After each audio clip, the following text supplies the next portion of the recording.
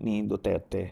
Ito yung medyo contentious kasi, um, dito yung nakita ko na mga pera na pumapasok, lumalabas, galing sa drug lord. Eventually, na-trace ko paano yun, kasi may isang set of information galing sa isang drug lord associate ni Michael Yang, si Sammy Uy. So, yun yung pangatlong set. Tung Sammy Uy, nagbigay siya ng mga pera every 6 months dun sa tatlong magkakapatid, Pulong, Sara, Baste, tapos Hanilet, joint with Kitty ito So, tapos si Digong mismo. So, saan galing ito? Itong si Sammy Uy is a drug lord as attested to by Arturo Las Cañas. Ito, sinubmit niya ito sa ICC. Tapos, ang lumabas na sinasabi ni Las Cañas, itong si Sammy Uy, siya yung pinakang frontman ni Michael Yang. So as a frontman, parang may legit businesses siya kunyari, pero pag tinitingnan mo, nagbibigay siya ng dividendo doon sa 5 na mga sabihin na nating 40 to 50 million pesos every 6 months. So anong business yun? Nagbibigay ng gano'n. May money trail. Bakit? Kasi manager's checks yung binigay niya dito sa mga to. It's in their name. Kaya yun ang lalabas. Kaya they're trying desperately na hindi matuloy yung impeachment kasi pagka lumabas yung pag natuloy yung impeachment, lalabas itong mga to. Before going back to the impeachment and all, kasi di ba kailangan din na i-decide nila what will be the mechanics and parameters of the impeachment. But just before that, I have a question kasi ang dami kong nakausap, including yung mga ibang mga kaibigan natin na abogado, na experts na they're wondering, bakit pa natin hintayin itong impeachment process which is political, which is sui generis, meron naman tayong mga mechanisms in order to check money trail kung may hindi lang AMLAC, di ba? I mean, why are they not, but walang mga parallel efforts dun sa mga relevant agencies to look into this? Kung talaga may dark money or something dodgy going on, bakit pa natin hintayin yung impeachment? This is just an innocent question people are throwing at me. Well, we tried. Noong 2016, nag-file ako ng plunder case kay Digong using this same set of documents. So, final ko sa ombudsman. The ombudsman investigated. At itong dating overall deputy ombudsman na si Arturo Carandang, kinonfirm niya na similar yung nakita nila dun sa And because si Digong, nalaman niya na iniimbestigahan siya, tinanggal niya against the Constitution, tinanggal niya yung overall deputy ombudsman. So, tapos pinalitan niya yung executive director ng Anti-Money Laundering Council. So, prinoteksyonan niya yung sarili niya. Yun ang reason kung bakit hindi ito lumalabas. Sinusuppress niya by controlling all these agencies. Ngayon, bago na yung presidente, lumalabas to ulit, na nagkaaway sila. Ngayon, ang next ito, bakit kailangan pa i-impeach para lumabas ito? Because sa Bank Secrecy Law, ang isang exemption is the impeachment. Otherwise, hindi mo pwedeng makita yan. Sa foreign currency particular, no? Yung foreign currency, sinasabi nila absolute daw yon. Pero dun sa Bank Secrecy Law, na yung local currency, pagka impeachment, isang exemption yan. So I want to ask you about this. So, it's one thing, kasi unfortunately, I don't know anong basa mo, pero marami naguguluhan sa ano nangyari. Ano ba to? Ping-pong ba to? Tuloy ba yung impeachment? Hindi tuloy yung impeachment. But assuming tuloy yung impeachment, and I'm saying this because as of this conversation, we could be weeks away from a vote kung saan by majority they might de facto dismiss it, right? Assuming tuloy yung impeachment, the parameters of the trial itself is going to be determined by the Senate, right? Because it's a sui generis. Yeah. Yung issue ng bank secrecy, at saka yung exposure of yung money trail, is that something that has to be also voted upon, or it could come as a package once the trial is put together from your own experience and understanding of the procedures? Well, technically, pwede na isubpina. Kasi because of the exemption, pwede na kagad yun. Kaso, pag naging political ito na tipong suppression of evidence, gagawin talaga yon. But since mapapanood ito ng taong bayan, makikita nila, o bakit tinatago ito? Kung wala namang tagong yaman, bakit kailangan magtago? Gagamitin natin the same logic that they've been using nung panahon nila Digong, di ba? Na tipong kung hindi ka adik, ba't ka natatakot? O ngayon kung hindi ka magnanakaw, ba't ka natatakot? Wala kang ikatakot sa Oo. batas. Kung wala naman talagang laman yan, di yun. So, ganun yan. Kaya nga, very, very important ingredient dito, yung public opinion. Public opinion is the, kumbaga ang bida rito. Yan ang kinukonsidera ng mga legislators. And that's the reason why, by design, nung pino-formulate yung US government, yung US Constitution, nakita nung mga founding fathers nila, now, wag nila ibigay sa mga abogado, sa mga jurist, rather, sa mga huwes, yung impeachment trial. Dahil pagka huwes, ang makukonsidera lang is the legal component. Ang impeachment kasi, may 3 components siya. The legal, the political, and the policy components. At yung politiko, yung senador being elected, mas may grasp siya nung political component, tsaka yung policy component. Yung mga huwes, pag sinabing magiging technical against the rules of court yan, dito, gano'n. Tsaka yung threshold, mataas. Yung quantum of evidence na kailangan. Well, magkapares yun, actually. So, yung quantum of evidence is, ultimately, sabi nga nila, you know when you know, lahat kasi ang buong bayan makakapanood nito impeachment trial.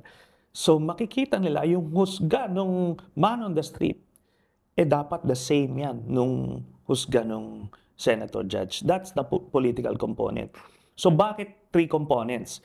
Kasi hindi lang na-prove yung allegation. Sa mga jurists, sa mga judges, tanggal na kagad yan pag na-prove. O example, kung finailan ka na impeachment on tax evasion, assuming ma-prove yun na nag-evade ka ng taxes, let's say, by 1,000 pesos, yung isang vice president, yung isang impeachable officer, for the judges, they don't have any choice. The law is the law. They will convict you. Pero, pagka sa impeachment, pagka yung political officer ang magtitingin nun, titignan nila, teka muna, sasabihin ng taong bayan, 1,000 pesos lang naman pala. Everybody would try to skirt around taxes anyway, parang ganon. So, yun. Then next, yung policy question is important din. Na tipong, is this the right thing to do? Or, is it good for our country? Right. Yan yung policy question. So, titignan nila, iwi-weigh nila lahat yan. So, ano ito? Kung 1,000 lang naman pala ang nadaya, sasabihin ng taong bayan, hindi, okay lang yan. O sige, let it slide. Kaysa magkakagulo or something. Yeah. Pero kung yung next, hindi automatic yun doon sa policy question na, is it good for the country? Kasi kung talagang walang hiya naman itong politiko na ito, talagang karumal-dumal yung but he was caught there, maaring okay siya doon sa political side, pero sa policy side, hindi. So maraming konsiderasyon yon, which yung justices with all their technical know-how sa justice system, sa mga batas, hindi nila ma-appreciate yun kasi hindi sila binoto ng taong bayan. So kaya ganon ang disenyo ng impeachment. Which makes it sui generis as a court. Yes, and kaya napaka-importanting elemento rito yung public opinion. Pero yung wisdom kaya hindi lang naman ito sabihin, kung public opinion ang importante dito, i-decide na lang natin, o survey na lang tayo, consensus. Hindi ganon. Kasi supposed to be, ang dagdag naman o value added ng isang senador is aside dun sa alam niya yung pulso ng taong bayan, kundi dapat mas alam niya kung ano ang ikabubuti para sa bayan. So that's the policy question. So bukod dun sa legal question, pero yun yung pundasyon. Kailangan based on the evidence, may nakumit. Pagka hindi nakumit, tapos na yung political and ano. So, wala na yon, ika-acquit mo na. Pero kung nakita nyo, may ebidensya, talagang kinumit yung crime. So, there's one, legal question. Next, sabi nung taong bayan, tama lang. Grabe pala yung ginawa. Tama lang matanggal. Okay. Pangatlo is it good for the country na matanggal itong official na ito? Yun na yun. Yun na yung value added ng senador. Yun yung kanyang pagdidesisyonan. So, lahat yan, yung elemento na yan yung magiging konsiderasyon na isang senator judge. Sorry, going back to this, you were part of the Senate. You were also part of the Senate when some important things happened. Corona, Marcelino Gutierrez. We can talk a little bit about that in detail. Base dun sa inyong karanasan, yung mga precedents na nakita nyo at saka yung pag-intindi nyo sa ating saligang batas at saka mga procedures sa Senado. I know in fairness on this issue, you're very, I would say, diplomatic. Anong pag-intindi nyo dun sa nangyari sa 19th Congress in the final days at ano yung mga expectations dapat natin sa 20th Congress? Because in fairness to you, Senator Trillanes, you were one of the very few, if not the only guest I've had on my platforms who openly said, dapat intindihin din natin si Jesus Escudero kasi ang gulo ng internal dynamics ng Senate. This is not, I mean, your time was not perfect, but ang gulo ngayon eh. Like, as we speak, it looks like there are attempts to unseating from different sides. Even Mig Zubiri, for instance, who would you expect to be more sympathetic to the Duterte camp because he's from Mindanao, etc. He's part of the veterans faction, right? Tito Soto has been pushing for basically returning to his position for quite some time. Magulo ito. In short, given that yung fluidity, let's just say, of internal alignments doon, how do you think how do you think she's exercised his duty, or some would say was not able to fully exercise his duty? And what are the things you're hoping to happen in the coming months? Because institution mo rin to eh. I'm sure you're not happy to see when people are saying, tanggal na yung Senado na yun, abrogate na yung Senado na yun. In fact, did you serve in the Congress? Because people are saying nowadays, mas lower house ngayon ang Senate kumpara sa Congress, because the Congress has shown more professionalism and institutionalized integrity, especially on the Quadcom, etc. So I just want to get your point as someone who spent a lot of time also in the Senate. Okay, yeah, well, it's unfortunate na ganyan ang perception. Dati, yung Senate, yan yung tinatawag nilang last bastion of democracy dito sa Pilipinas.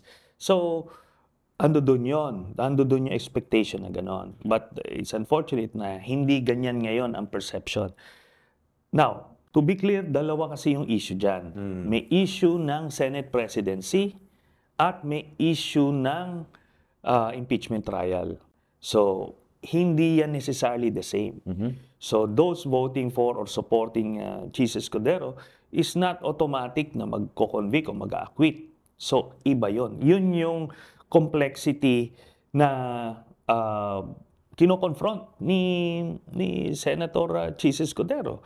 Kailangan niyang i-manage yung iba't ibang bloke para ma-retain niya yung Senate presidency, which I believe at this point in time is more important to him than anything. It's unfortunate, but it is what it is. But sabi ko nga, drawing from lessons of the past, si then Speaker Manny Villar, at the expense of his speakership, trinasmit niya sa Senate. Alam niya na matatanggal siya pag trinasmit niya, but he did it just the same because it was the right thing to do. So, nangyari yun.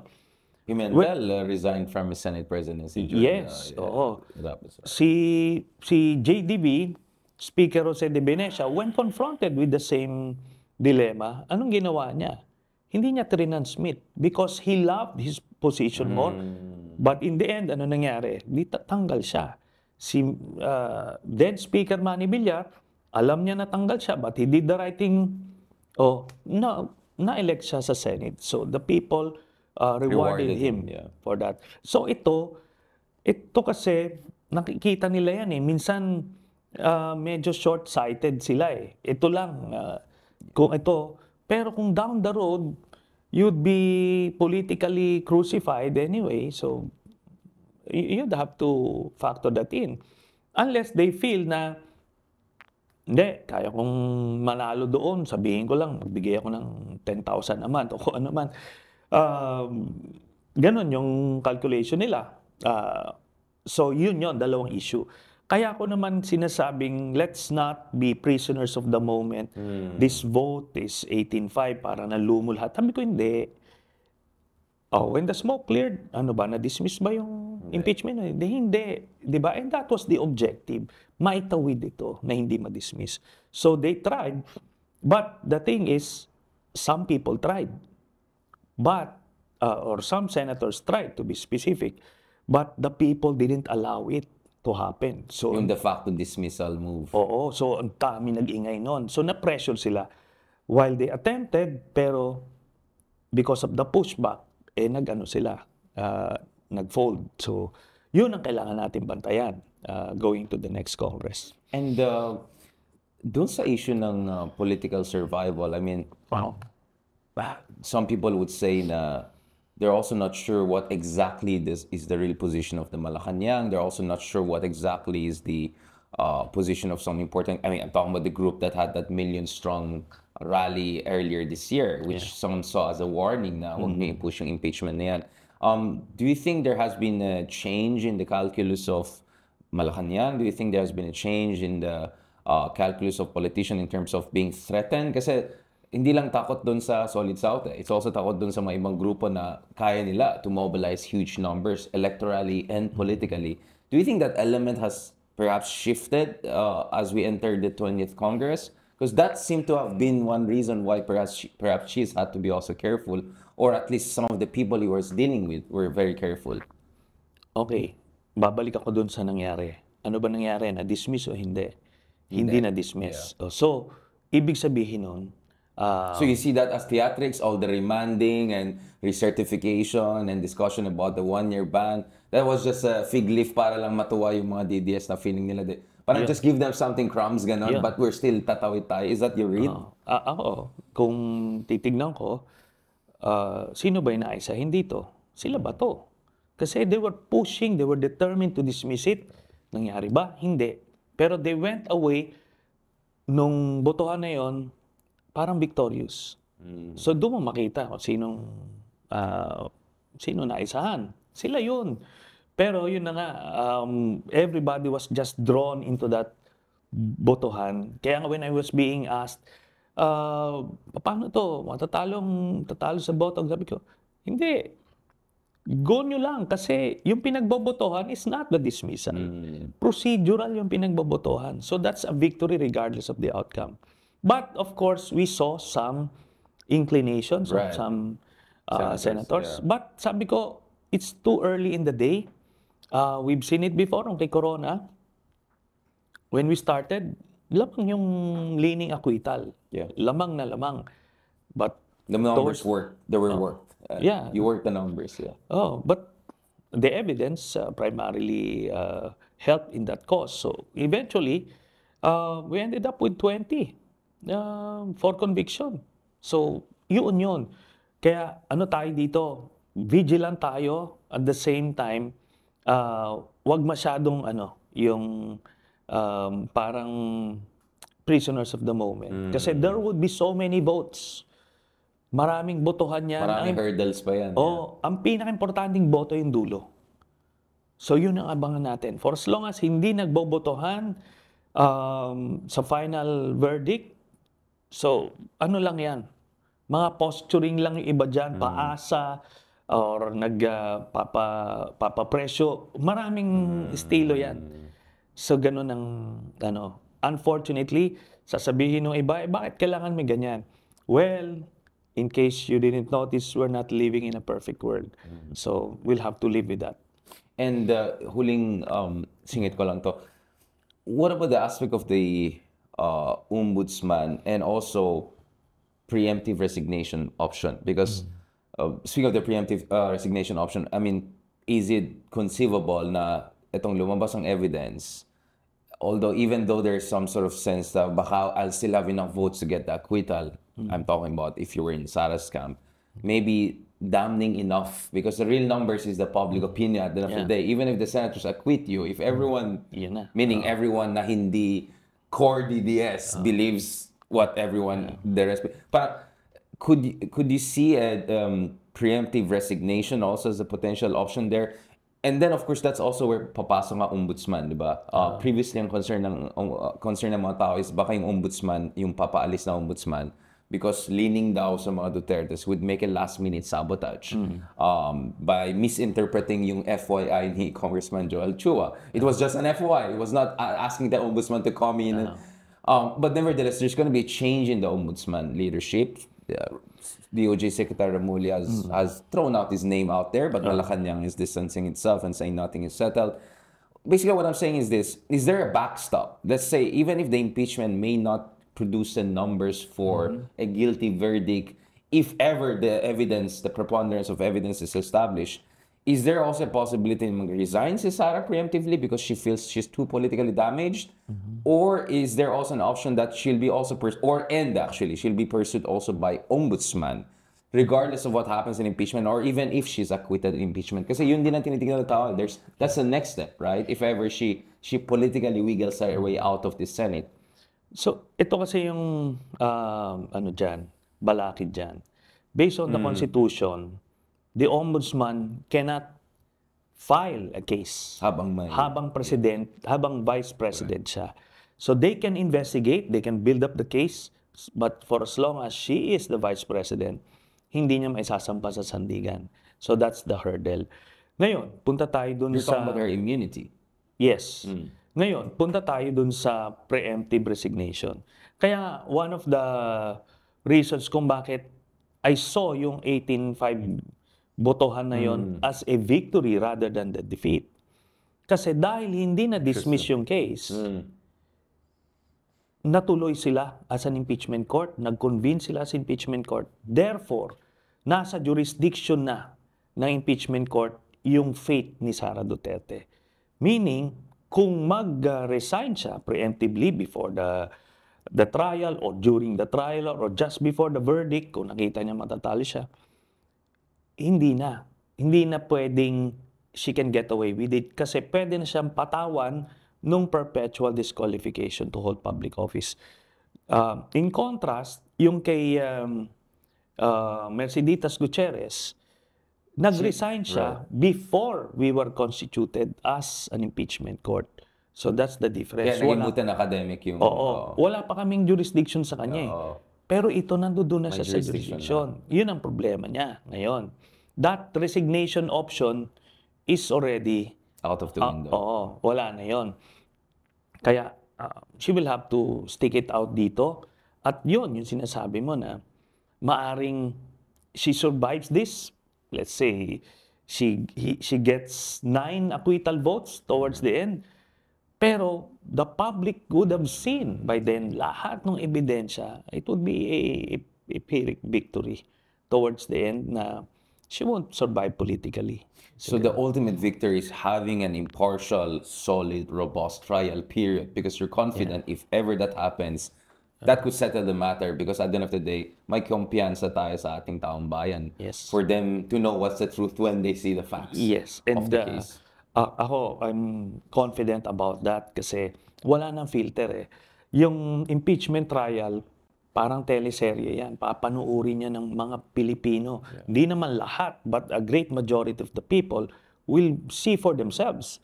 Ngayon, wala nang filter, wala nang gaslighting, walang mga, alam mo, magfe-fake news dyan in between. Wala, kasi diretso.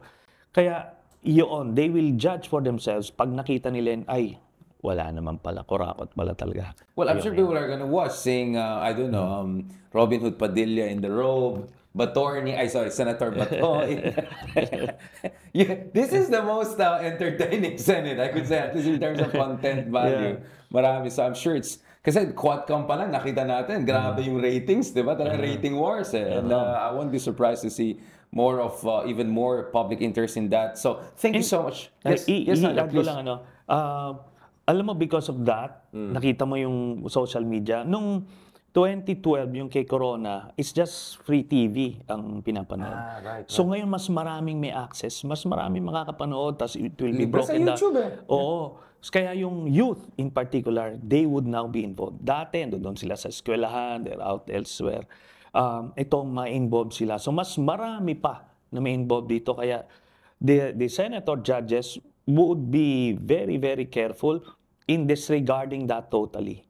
So, but of course, meron talagang gagawa na just the same. Thank you for mentioning the youth vote, because in the next episode, I want to talk about, basically the road to 2028, Project 2028, because in 2025 elections, we saw the youth vote really came out and introduced a lot of interesting dynamics, no? Ang dami mga, some would say, palaos na artista who thought na easy way back to Senate. They didn't make it. And a lot of people thought walang pag-asa. They did very well in the election. So it looks like as the youth become the biggest voting bloc, there's also new elements coming to the picture. So as far as 2020 is concerned, that's also looking like an interesting race. But obviously, we also have to talk about the ICC issue, because mga Duterte are not only involved in this impeachment trial, they're also involved in other trial, and that's the ICC trial that's coming up. Thank you very much, Senator Trillanes, for the fantastic discussion. Catch us again here on the Pilipinas 360 Degrees. Pag-usapan naman natin sa next episode, ICC, 2025 elections, and the road to 2028 with Senator Trillanes.